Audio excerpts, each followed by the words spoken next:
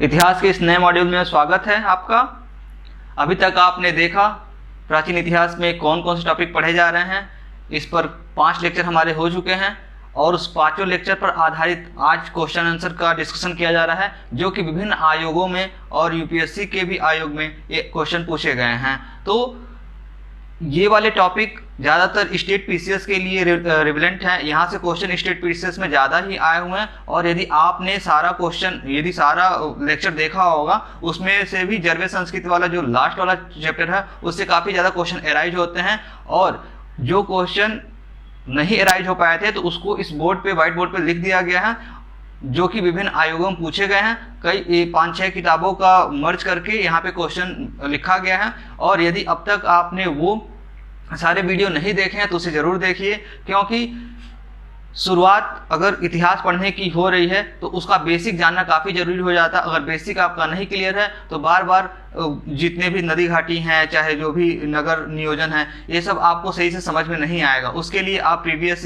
जितने भी लेक्चर लिए गए हैं उसे ज़रूर देखें, तभी ये क्वेश्चन हो पाएगा और सरलता से हो पाएगा। नहीं तो यही क्वेश्चन काफ़ी ज़्यादा हेडेक वाले दिखने लगते हैं। जैसे कि आप यदि बिहार या यूपी के आयोग को देते हैं या यूपी पीसीएस, बिहार पीसीएस जिसे बोला जाए तो उसे देते हैं, तो उसमें जो इतिहास का पोर्शन होता है वो एक नट क्रैकर कहलाता है। यानी कि देखा जाए, यदि इन सब आयोग के पीटी को क्रैक करना रहता है, प्रारंभिक परीक्षा को क्रैक करना रहता है, तो आपका इतिहास पे ज़्यादा से ज़्यादा कॉन्सेप्ट क्लियर होना चाहिए। और यही हिस्ट्री और करंट आपको ज़्यादातर नंबर देकर आगे की तरफ अप्रोच मारता है। जो जैसे कि बोला जाता है कि 1 नंबर से किसी का पीटी रुक गया, 2 नंबर से रुक गया, तो उनका यही वाले पोर्शन एंशिएंट हिस्ट्री हुआ और आपका करंट हुआ, ये 2 टॉपिक ऐसे होते हैं जिनमें ज़्यादातर गलतियाँ होती हैं। और जिसका ये टॉपिक मजबूत होता है वो डेफिनेटली हमेशा पीटी को क्रैक करते हुए चलता है। तो और मुख्य परीक्षा में इन सब बातों को लिखकर आगे बढ़ा जाए तो कहीं ना कहीं हमारा वैल्यू एडिशन हो जाता है।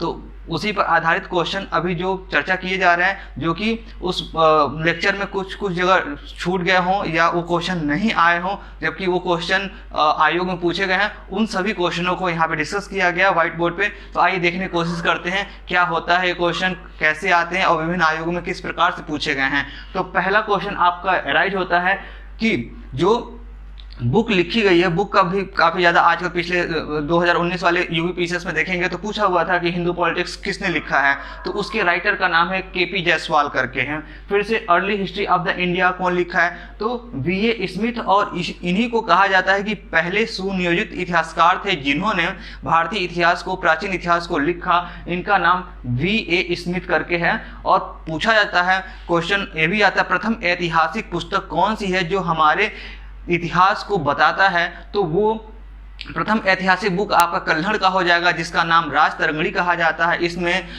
कश्मीर के 10 राजवंशों का क्रमबद्ध ज्ञान मिलता है। और ये यदि आप संस्कृत साहित्य लिए हों तो वहाँ भी राजतरंगिणी आपको पढ़ना ही रहता है। तो ये कल्हड़ की रचना है। फिर से आता है political history of ancient India के रचयिता कौन है या लेखक कौन है, तो इसका नाम एच.सी. चौधरी करके आता है। इन्होंने, ये इसके राइटर हैं, इन्होंने लिखा है। फिर से आता है मार्क्सवादी विचारधारा के अग्रदूत, तो मार्क्सवादी विचारधारा के अग्रदूत कौन कहलाते हैं, तो डी.डी. कौशाम्बी का नाम बार बार आता है। अभी आप हड़प्पा संस्कृति पढ़ेंगे उसमें डी.डी. कौशाम्बी का मत होता है कि कैसे विनाश हुआ, क्या हुआ, उनका क्या मत है, ये सभी इतिहासकार होते हैं, ये सब बताएं। फिर से ये पूछा जाता है प्राचीन इतिहास का नाम क्या, किस नाम से, हिस्टोरिका किसकी बुक थी, कौन से राइटर की बुक थी, तो हेरोडोटस का ये हिस्टोरिका बुक है। तो अब ऐसे नहीं पूछे किसका बुक है, ये किसने लिखा, इसमें ये पूछा जाए किस विषय वस्तु पे ये बुक लिखी गई है। तो इसको बताने के लिए ये है कि इसका रिलेशन है इंडिया और फारस के बीच में जो ट्रेड होता था, जो आपका इंटरनेशनल रिलेशन थे, वो किस प्रकार के थे, ये इस बुक में हिस्टोरिका में लिखा हुआ है, जो हेरोडोटस की बुक है। हेरोडोटस राइटर हैं, उनकी बुक हिस्टोरिका है। और इस बुक का रिलेशन है इंडिया और फारस के बीच में जो ट्रेड होता था, इंटरनेशनल रिलेशन कैसे थे, वो उसके बारे में बताया गया है। ठीक है। इसके बाद है उत्कर्णी लेख अध्ययन क्या होता है। उत्कर्णी मतलब किसी पर उकेरा हुआ उत्करण, किसी शिलालेख पर जो चीज हम उकेरते हैं उसका ज्ञान क्या कहलाता है, तो उसका ज्ञान जो है एपिग्राफी या स्तंभालेख कहलाता है। कि स्तंभ पर लिखा हुआ जो लेख है वो स्तंभा लेख कहलाएगा। तो इसका यही नाम है। उत्कर्णी लेखों का अध्ययन जो किया जाता है वो क्या कहलाता है, तो एपिग्राफी कहलाता है। फिर से आता है फर्स्ट इंडियन नेम जिन्होंने दिया, इंडिया का पहला जो जिसने इंग्लिश में ये इंडिया नाम लिखा सिंध वाले एरिया को, वो कौन लोग थे जिन्होंने आकर इंडिया को, सिंध वाले क्षेत्र के इंडिया को इंडिया नाम दिया। तो सबसे पहले नाम आता है हखामनी ईरानियों द्वारा। हखामनी ईरानियों द्वारा इसका नाम इंडिया INDIAN लिखा गया। तो वो हखामनी ईरानियों द्वारा लिखा गया है। ये काफ़ी जगह पूछा जाता है, इसे आप बहुत बारीकी से देखिएगा। फिर से आता है चीन ने भारत को, चीनियों ने भारत को किस नाम से जाना, किस नाम से पुकारा, उसका नाम क्या है, तो उसका नाम हो जाएगा इंतु। इन और तू लिखा हुआ है। फिर से इंडोस, वहाँ इंडिया है, यहाँ इंडोस हिंदी वाला लिखा हुआ है। इसको किसने सबसे पहले लिखा, तो ये हो जाएगा यूनानियों द्वारा। फिर से हिंदू शब्द किसने दिया था भारत को, हिंदू, कि ये हिंदुस्तान है या हिंदू है, तो हिंदू शब्द देने वाले नाम जो हैं वो फारस वालों ने था। फिर से आता है कि आपने अगर मेरा दूसरा लेक्चर पढ़ा होगा, मध्य पाषाण काल, पूरा पाषाण काल, पाषाण उत्खनन से अग्नि से किस प्रकार हो रहा है, तो उसमें पेबुल उपकरण आया होगा। आप नहीं देखे होंगे तो आई बटन लगा दिया जाएगा, उसे देख लीजिएगा। नहीं, आई बटन नहीं लगता है तो आप 5 सीरीज देखेंगे तो आपको ये क्वेश्चन अच्छे से आ जाएगा समझ में। पेबुल उपकरण जो है निम्न पूरा पाषाण काल, पूरा पाषाण काल 3 भागों में क्रमबद्ध तरीके से बांटा गया था। निम्न पूरा पाषाण काल, मध्य पूरा पाषाण काल और नव पूरा पाषाण काल। ठीक है, उसके बाद मध्य पाषाण काल, फिर दूसरा आता है, 3 करके इसमें रहते हैं। तो निम्न पूरा पाषाण काल में ही पेबुल उपकरण आए थे। छोटे छोटे पत्थरों को कैसे यूज किया जा रहा है, किस प्रकार से उसकी कटाई बिनाई की जा रही है, वो था। उसमें क्या होता था, सोहन घाटी। सोहन घाटी का नाम बहुत बार लिया गया था वहाँ पे, वो पाकिस्तान के क्षेत्र में सोहन घाटी पाया जाता था। यही बेलन घाटी इलाहाबाद क्षेत्र यूपी में आ जाता है। यहाँ बात किया गया आखेट और संग्राहक कौन से काल में स्टार्ट हुआ, कौन से पूरा पाषाण काल में आखेट और संग्राहक का काल स्टार्ट हुआ, तो पूरा पाषाण काल कहलाता है। उसमें भी जो देखा जाए आखेट करना और संग्राहक का काम करना, ये मध्य पाषाण काल में हुआ। इसी में पशुपालन का क्रियाविधि मिलता है। फिर से आता है भीमबेटका। भीमबेटका का चर्चा खूब किया गया है क्वेश्चन में, यदि देखे होंगे वो वीडियो तो आपको अच्छे से नाम लेते ही याद आ जा रहा है भीमबेटका। ये भीमबेटका अब्दुल्लागंज, रायगंज से कुछ दूरी पर जाने पर अब्दुल्लागंज पड़ता है, वहाँ पर ये आपको भोपाल से कुछ दूरी पर रायसेन पड़ता है। रायसेन के बाद अब्दुल्लागंज बनता है। अब्दुल्लागंज वहाँ मध्य प्रदेश में फेमस है। यहाँ प्राग ऐतिहासिक काल से हड़प्पा तक की कलाकृतियों को देखा गया और यहाँ पर ऐसा हुआ कि जो शैलाकृत चित्रें मिलती हैं, जो शैल पर आधारित चित्रें हैं, उस पर कई लोगों ने आकर अपनी अपनी कला वस्तु को आक्षेपित किया है, आकर उस पर लिखा है। यानी कि मान लीजिए कि हम 10 साल तक जीते हैं तो हमने कुछ लिखा, फिर से हमारे बाद जो लोग आए उन्होंने उसी आकृति पे कुछ अलग अलग लिख दिया, तो उस पर कई जगह रीडेबल है, कई जगह नॉन रीडेबल है। मतलब शिलालेखों पर जो अध्ययन कर दिया गया वो भीमबेटका सबसे प्राग ऐतिहासिक काल से, मतलब पाषाण काल से चला आ रहा है और ये काफी समय तक रहा।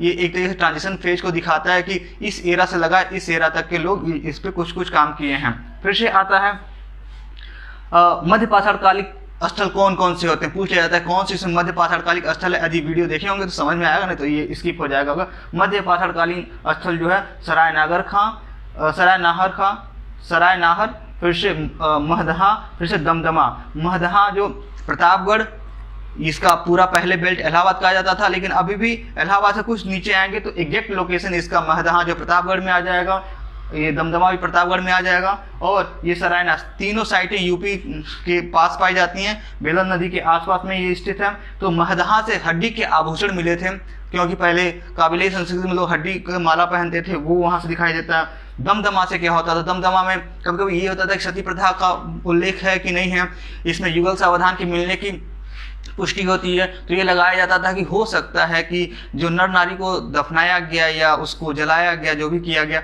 वो सती प्रथा का एक सूचक हो। जैसे लोथन में जो किया जाता उसको भी अनुमान लगाया जाता, तो यहाँ पर भी ऐसा अनुमान लगाया था कि युगल सावधान है, हो सकता है कि मेल फीमेल दोनों एक साथ मरी हो, या तो मेल मर गया हो तो उसके साथ फीमेल को भी जला दिया गया हो। तो ये दमदमा है इलाहाबाद वाला बेल्ट। फिर से आता है बहुत बार लोकल एग्जामिनेशन, जैसे एसआई हो गया, आजकल एसआई का काफी ट्रेड चल रहा है, यूपीएसआई का हो गया, बिहार एसआई का, उसमें इस तरह पूछ जाता है कि सबसे पहला जो पशु प्राचीन इतिहास में यूज किया गया था, जिससे फ्रेंडली जाना गया था, वो कौन सा, जिससे मानव ज़्यादातर घुला मिला रहता था, वो था कुत्ता। ये कुत्ता कहाँ मिला था? ये कुत्ता देखा जाए तो बुर्जहूम, जिसका नाम जम्मू कश्मीर बोला जाता है, जम्मू कश्मीर के श्रीनगर वाले बेल्ट में, जो श्रीनगर वाला बेल्ट है जिसे ग्रीष्मकालीन और शीतकालीन राजधानियों में परिवर्तित किया जाता है, तो वहाँ पर ये बुर्जहूम है, अभी भी है। तो वहाँ पे कुत्ते के साथ समाधान मिला हुआ है मनुष्यों का, मतलब कि जो फेवरेट चीज़ रहती है उनको उसको समाधान के साथ लिटा दिया जाता था और वो उसके साथ रहता, तो ये प्रमाणिक तौर पे मिलता है। ये पहला पशु हो जाएगा कुत्ता। सबसे पहले जो मनुष्यों ने जिस धातु का यूज किया वो हो जाएगा कॉपर। कॉपर बोले तो तांबा। फिर से आता है पहला फसल। पहला फसल कौन सा फसल है जिसे भारतीयों ने या प्राचीन कालिक लोगों ने यूज किया? तो वो हो जाता है जौ। कई बुकों में आपको गेहूं मिलेगा, जबकि वो गलत है। यूपीपीसीएस में क्वेश्चन 2007 में आया हुआ है, इसमें जौ ही लगाइएगा, क्योंकि जौ ही फारस और मेसोपोटामिया में सबसे पहले देखा गया था। वहां से कल्चर आगे बढ़ते बढ़ते गेहूं और चावल तक आकर सीमित हुआ। अब आइए, यहाँ पर है फर्स्ट कृषि, जो पहली खेती थी कहाँ पाई गई थी, खेती के कहाँ साक्ष्य मिले थे, सबसे प्राचीनतम कृषि के साक्ष्य कहाँ मिले थे? तो वो है मेहरगढ़। मेहरगढ़ बलूचिस्तान के क्वाटा प्रांत के बलूचिस्तान क्षेत्र में पाया जाता है, जो कि दक्षिणी पाकिस्तान कहलाता है। जो अभी आप देखेंगे कि वहाँ पर बलूचिस्तान में काफ़ी ज़्यादा रिवर्ट्स होते रहते हैं, तो यही वो मेहरगढ़ है जहाँ बलूचिस्तान वाले प्रांत हैं। वहाँ नवपाषाण कालिक साइट है। ये पूछ लेता है मेंस के पेपर में यूपीएससी की, एक नवपाषाण कालिक कृषि साक्ष्य बताइए, इस कृषि साक्ष्य के पॉइंट कीजिए लोकेशन को, तो वो आपका हो जाएगा मेहरगढ़। और यहाँ से कृषि के प्राचीनतम साक्ष्य मिले हैं। और यही पूछते हैं कि चावल के प्राचीनतम साक्ष्य कहाँ मिले हैं? तो प्राचीनतम हो जाएगा आपका कोल्डिहवा, लेकिन नवीनतम जो होगा खोजा हुआ साइट, जो सबसे पुराना नवीनतम साइट खोजा गया है, वो क्वेश्चन में इस तरह पूछेगा। कभी भी दोनों साइट साथ नहीं देता, लकुरादेव और ये कौन सा है आपका कोल्डिहवा, एक साथ नहीं देता है। जब लकुरादेव रहेगा तो कोल्डिहवा नहीं रहेगा, कोल्डिहवा रहेगा तो लकुरादेव नहीं रहेगा, क्योंकि लड़के कंफ्यूज हो जाते हैं कि कौन वाला पूछ रहा है। तो यदि इसमें सबसे प्राचीनतम पूछे तो उसमें आपको लगाना है कोल्डिहवा, और सबसे नवीनतम खोजा गया साक्ष्य जो है वो कौन सा है? तो आप आइए गोरखपुर के आसपास में संत कबीर नगर पड़ता है, संत कबीर नगर में देखेंगे तो वहाँ पे लकुरादेव से चावल के साक्ष्य मिले हैं, और यही चावल चाइना में भी सबसे पहले यूज किए गए थे। तो ये हो गया। और जो ये मेहरगढ़ था, मेहरगढ़ से ही देखा जाए तो जौ और गेहूं के दोनों के साक्ष्य मिलते हैं हम लोगों को।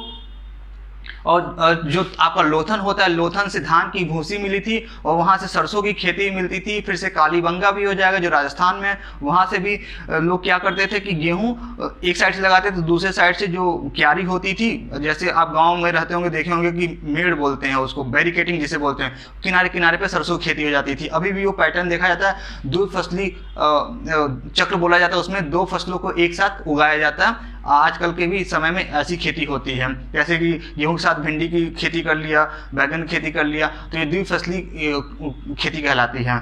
और ये जो चावल के साक्ष्य मिले हैं, ये कौन से एरा मिले हैं? चौथी सहस्त्राब्दी पूर्व मिले हैं। ये सहस्त्राब्दी में चावल मिला, ये देखिए लिखा हुआ, तो यहाँ आपको अच्छे दिखाया गया। अब इधर आ जाते हैं, इस वाले दूसरे वाले पे देखिए, जो प्राचीन इतिहास में पूर्वी भाग का जो चर्चा होता है वो क्या कहलाता है, क्या नाम है उसका? बहुत बार एग्जाम में पूछा हुआ, यदि उसको नहीं जानेंगे तो गड़बड़ हो जाएगा। उसका नाम नवपाषाण कालिक जो साइट थी उसका नाम चिरांद है। ये चिरांद सारण जिले का फेमस नाम छपरा है, वहाँ पर पाया जाता है। यहाँ पे जो हड्डियाँ मिली वो छत बिछत थी, और यहाँ पे इसलिए छत बिछत हो गई क्योंकि यहाँ गंगा का पूरा गंगा का मैदान कहलाता है एक तरीके से। यहाँ नमी होने के नाते हड्डियाँ काफ़ी ज़्यादा छत विचत हो गई थी, और इसीलिए कार्बन डेटिंग इसका अच्छे से नहीं हो पाया। लेकिन जितने मिली उस पर ही हम लोग देखते हैं कि यहाँ हिरन केशिंग भी मिले हुए हैं। तो यही चिरांद है, वो जो नवपाषाण कालिक साइट है और सबसे पूर्वी भाग में कहलाता है। पूर्वी भाग बोले तो पश्चिमी भाग आपका गुजरात साइड में, पूर्वी भाग आपका असम साइड में। तो ये पूर्वी भाग में देखा जाए नवपाषाण कालिक साइट पूछ रहा है, तो नवपाषाण साइट जो आपका हो जाएगा चिरांद हो जाएगा।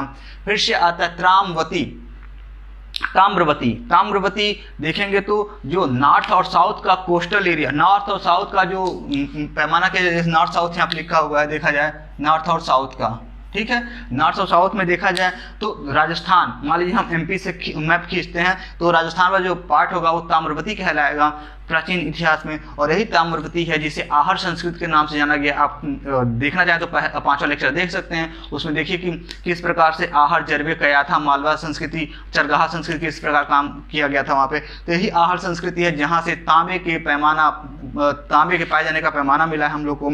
और इसी के आहर संस्कृति के उत्तरी पूर्वी भाग में देखा जाए तो घर जो बनते थे गिलूंड के बनते थे। गिलूंड वहाँ लिखा हुआ है, मतलब क्या होता था कि जो छत, यहाँ पे घर निर्माण में गिलूंड का यूज होता था, और यहाँ पे पत्थरों का उतना नहीं यूज होता जितना और जगह पाषाण काल में पत्थरों का यूज हुआ था। यहाँ पे जो पत्थर यूज हुए वो केवल छत बनाने के लिए ही यूज हुए, ऐसा नहीं कि पूरा का पूरा बिल्डिंग पत्थर से ही बना दिया गया है। ये यहाँ पूछ लेता है कि पाषाण काल में ऐसा कौन सा साइट है जहाँ पर पत्थरों के सबसे कम या न्यूनतम प्रयोग किए गए हैं, तो वो गिलुंद हो जाएगा। हड़प्पा संस्कृत का समकालीन संस्कृत कौन कहलाता है, वो कहलाता है आपका कयाथा। और कयाथा संस्कृति जो है मालवा वाले बेल्ट को पूरा कयाथा संस्कृत कहा जाता है। और ये देखा जाए कयाथा संस्कृति ये 3 संस्कृतियों को अपने में विलोपित करता हुआ प्रदर्शित होता है। आजकल क्वेश्चन यहाँ से बनने की काफ़ी ज़्यादा उम्मीद हो रहे हैं। इनाम गाँव जो इस समय ये साइट महाराष्ट्र मतलब दक्षिणी भारत में पाया जाता है वहाँ पे इनाम गांव, वो ताम्र पाषाण काल का संस्कृत कहलाता है। और ये देखा जाए जरवे संस्कृत का एक भाग कहलाता है। इनाम गांव में देखा जाए तो ये लोग जरवे संस्कृति से अपने को सूचित करते थे। ये ग्रामीण सभ्यता हुआ करती थी, और यहाँ पे जो था सबसे बड़ा ताम्र पाषाण कालिक साइट जिसे बोला जाता है, जो एक नगरी सभ्यता को डिनोट करता था, वो दैमाबाद है। लेकिन जरवे संस्कृति जो थी वो ग्रामीण सभ्यता थी। इनाम गाँव में लोगों का मरना इसलिए ज़्यादा फेमस है क्योंकि एक कुनबे में काबिले संस्कृति में रहते रहते इन्होंने कहीं ना कहीं एक दूसरे से ही रिलेशनशिप बनाया, और जिससे इनकी जनरेशन ज़्यादा लंबे आगे तक नहीं गई। और इनका जो प्रधान होता था, एक गोले में देखा जाए एक गोला होगा, उसमें सेंटर पार्ट में प्रधान रहता था और इनके इर्द गिर्द और लोग रहते थे।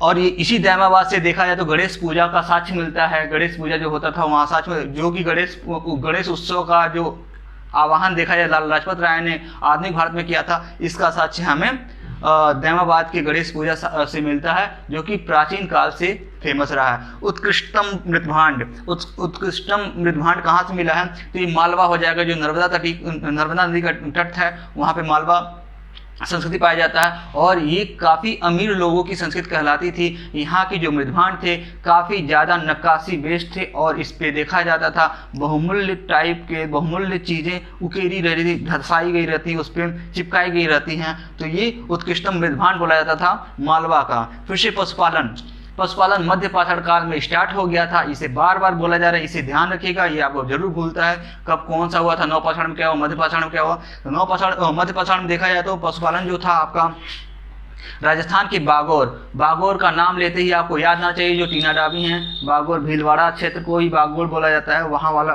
राजस्थान का दक्षिण पूर्वी भाग जो है भीलवाड़ा, वहाँ पर देखेंगे बागोर टच करता है यूपी के मध्य प्रदेश बॉर्डर से। वहाँ से पशुपालन का सबसे पहले साक्ष्य मिला था। और दूसरा मध्य भारत में देखा जाए या सेंट्रल भारत जिसे बोलते हैं उसे देखा जाए तो मध्य प्रदेश का भाग जो होशंगाबाद और ताप्ती नदी के बीच में, होशंगाबाद जहाँ प्रिंटिंग प्रेस अपना नोटों का कहा जाता है वहाँ पे, और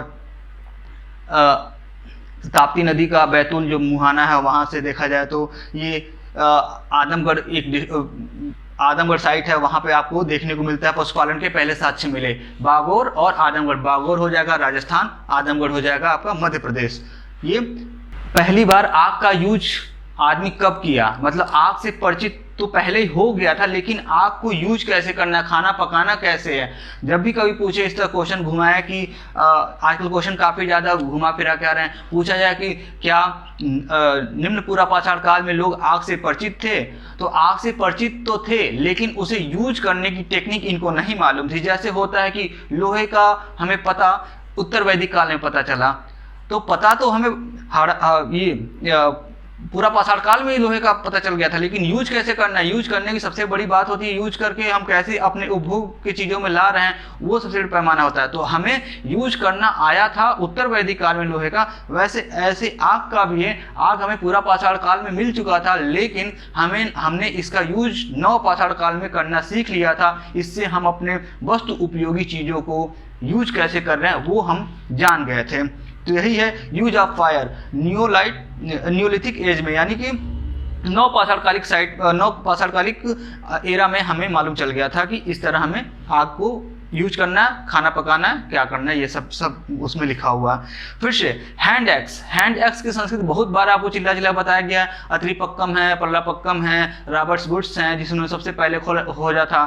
तो ये हो गया हैंड एक्स या क्लीवर या गड़ासा। जो गड़ास होता है देखते होंगे, कुल्हाड़ी टाइप का होता है, फिल्मों में चला के मारा जाता है वो वाला, चाहे अभी भी छोटे छोटे कार्यों के लिए छोटा गड़ासा यूज किया जाता। ये कहाँ से मिला था?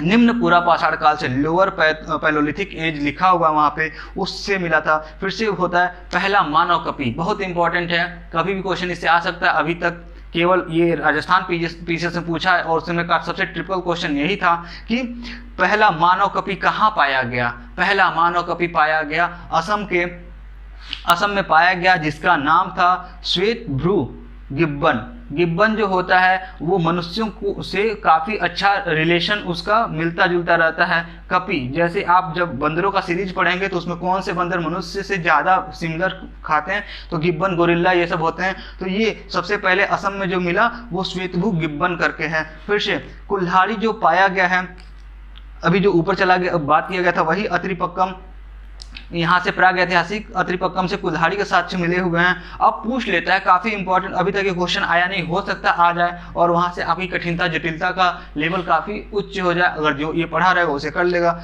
अब आता है कि कौन से पुरातात्विक स्थल हैं, इनको क्रमबद्ध तरीके से सजाइए, यानी कि लोअर से हायर लेवल पे, यानी सबसे पहला और सबसे लास्ट वाला कौन सा है। तो सबसे पहले देखा जाएगा जो पुरातात्विक स्थल मिला था वो था कुंडूल की गुफा। फिर से आता है दमदमा जो इलाहाबाद वाला है। फिर से टेक्कलकोट वो हो जाता है। फिर से नेकुंडा, इसको आपको रटना ही पड़ेगा, इसके सीरीज को देखना ही पड़ेगा कि कौन कौन कहाँ से पाया जा रहा। अब आप सही से वीडियो देखे होंगे तो नीचे वाला क्वेश्चन आप फटाक से कर लेंगे। इसमें पूछता है चौपानी मांडो, जो चौपानी मांडो यूपी की साइट थी, यूपी की साइट इलाहाबाद में आपको प्रदर्शित होती है, वो कौन से काल को निर्धारित करती है। तो ये कौन सा काल है? मध्य पाषाण कालिक साइट हो जाए।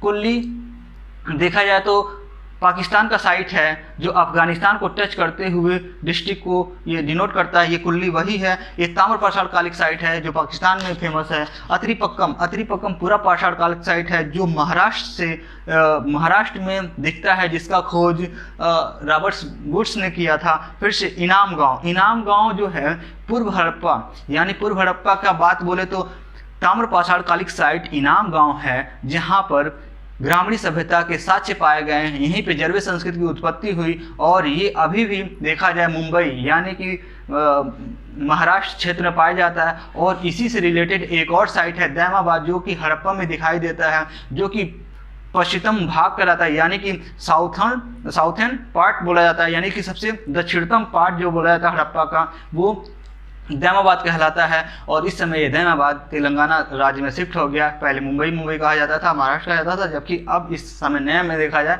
तो ये तेलंगाना में शिफ्ट कर गया है। तो ये हो गया आपका इतना। आइए अब तीसरे वाले चैप्टर टर्म पे चलते हैं। ओके, हाँ, तो अभी तक आपने पीछे तीन भाग को देख लिया। अब चौथे भाग पे आते हैं, देखते हैं।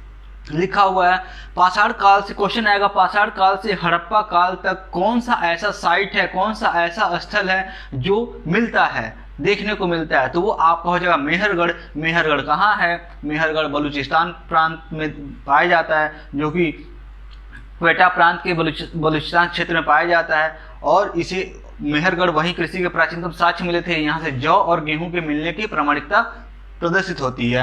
अब पूछता है अष्टटीले कहाँ मिले हैं। आप देखिए यहाँ पे लिखा अष्टटीले क्या होता है?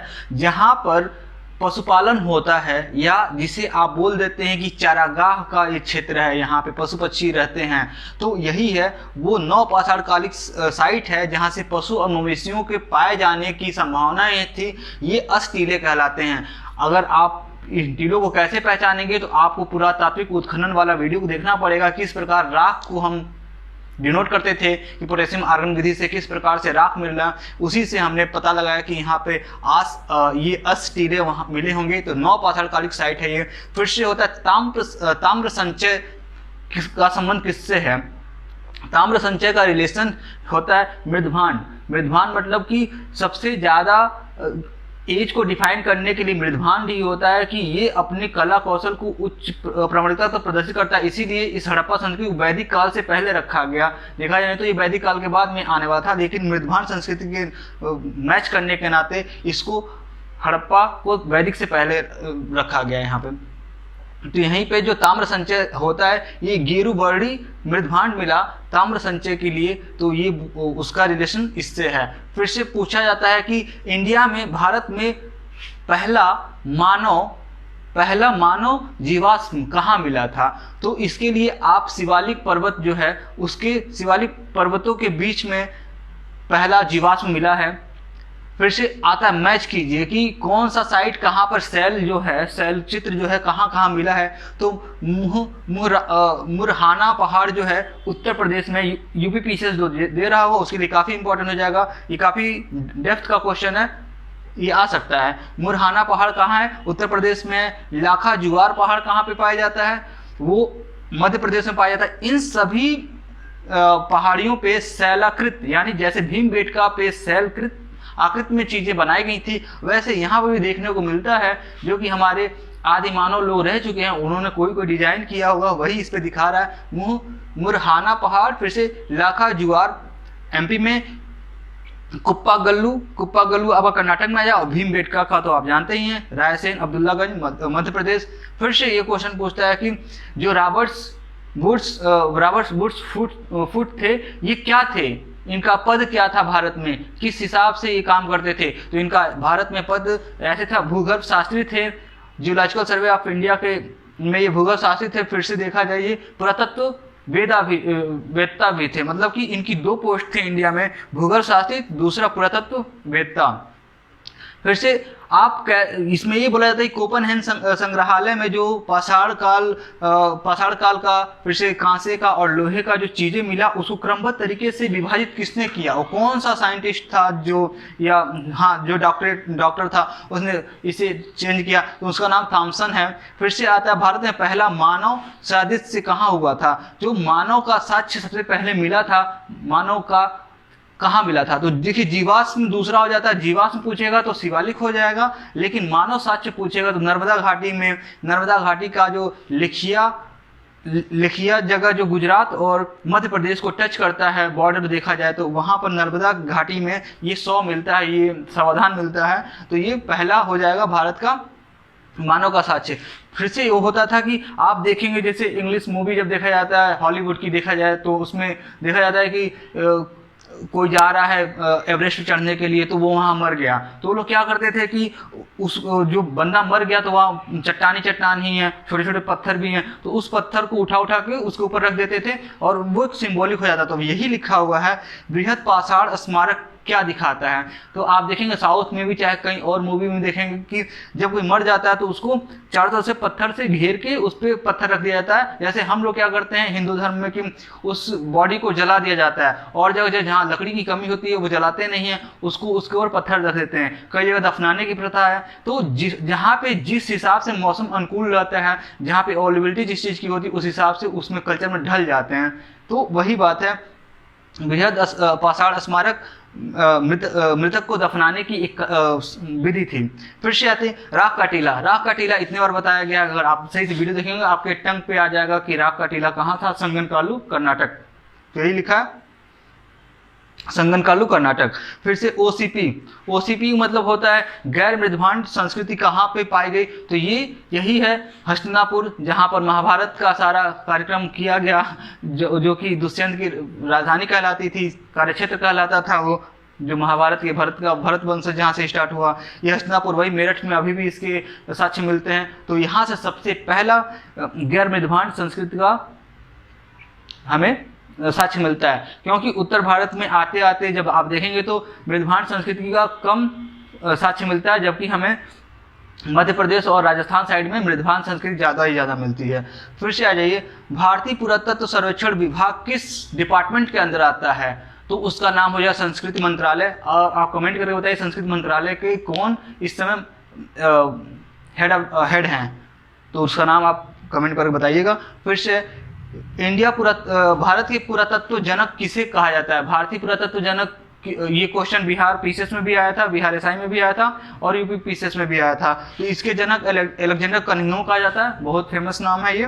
फिर से आता है कि राष्ट्रीय मानव संग्रहालय कहाँ पर स्थित है? जहाँ मानव के गतिविधियों के बारे में, उत्पत्ति से लगाए और अब तक के क्रियाकलापों के बारे में कहाँ जानकारी रखी हुई, कौन सा ऐसा संग्रहालय जहाँ आप देख सकते हैं? तो ये आपको भोपाल मिलेगा, भोपाल मध्य प्रदेश, जो राजधानी है उसकी भोपाल, वहाँ मिलेगा। और इसका नाम अब चेंज, जो नाम है आधुनिक नाम इंदिरा गांधी मानव संग्रहालय कर दिया गया, तो ये आपको वहाँ मिलेगा। तो ये पूरा ये पाषाण काल से लगाए और ताम्र पाषाण काल तक के जितने भी क्वेश्चन अब तक आयोग में आए, डिफरेंट साउथ से लगाए और जम्मू तक के आयोग में जितने भी क्वेश्चन आए हैं उसको डिस्कस किया गया। ये शून्य से शिखर तक के क्वेश्चन हैं और यदि आप 5 वीडियो देखे होंगे तो आपको थोड़ा भी जटिलता नहीं होगी क्वेश्चन करने में। कुछ क्वेश्चन नए हैं, उससे जरूर आप अपने टेक्स्ट बुक पर नोट करें और बार बार रिकॉल करें और मैपिंग से पढ़ना की कोशिश करें, तो आपको ये कभी बोरिंग नहीं लगेगा। इतिहास हमें याद नहीं हो रहा, आपका ज्योग्राफी पहले सही होना चाहिए, मैप में कहाँ पर कर्नाटक है, कहाँ जम्मू कश्मीर है, कहाँ मध्य प्रदेश है, ये सब चीज़ें आपको बहुत अच्छे से आना चाहिए, तभी जाके आप हिस्ट्री को टच करें। नहीं तो हिस्ट्री मत पढ़ें नहीं तो दिक्कत हो जाएगा कि आप साइट को मिसमैच कर देंगे कि आहर संस्कृति कहाँ पाई जा रही है, कयाथा संस्कृति कहाँ पाई जा रही है, जरबे संस्कृति कहाँ पाई जा रही है। अगर मैपिंग नहीं आपको सही से आती है तो दिक्कत हो जाए। उसके लिए आप प्रॉपर एक ब्लैंक मैप लीजिए और यदि आप ये 5 वीडियो देख लिए हैं तो घटना चक्र की सीरीज आती है, उसमें आप उसके सार को न पढ़ के उसे क्वेश्चन को ही ढक के लगाने की कोशिश कीजिए, तो उससे आपका कहीं ना कहीं क्वेश्चन करने का रिदम बढ़ जाएगा। और जितने भी टेस्ट सीरीज हैं, टेस्ट आते हैं, उसको करते रहिए। तो जैसे एक टॉपिक खत्म किए, उससे रिलेटेड जितने भी क्वेश्चन हैं उसको अटेम्प्ट करने की कोशिश कीजिए बिना आंसर देखे ही। तो अगर आप अटेम्प्ट कर लेते हैं तो आपके लिए बहुत अच्छा है। और पहली दफ़ा में अटेम्प्ट सही होता है तो आपके दिमाग में हमेशा फ्लैश मेमोरी में चली जाती है। तो इतनी सी रही कहानी। ओके, अच्छा लगे तो लाइक और सब्सक्राइब जरूर करें। Thank you.